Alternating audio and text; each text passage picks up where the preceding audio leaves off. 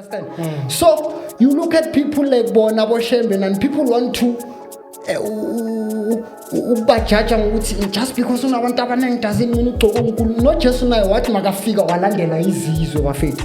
So most yabantu abalwa nabo into abafana nabo Shembe because of following and stuff kusuke kwabafundisi abanganalo loqoqo lokulandelwa abantu abaningi bahluleka ukufana noJohn wathi it doesn't matter how many people are following him, sisendleleni A1. You understand? So mina lento ukuthi ngifuna ukuthi because ngomZC ngithi just because ZCC is the largest church in Africa yithi ayikho leyo nto mfundisi.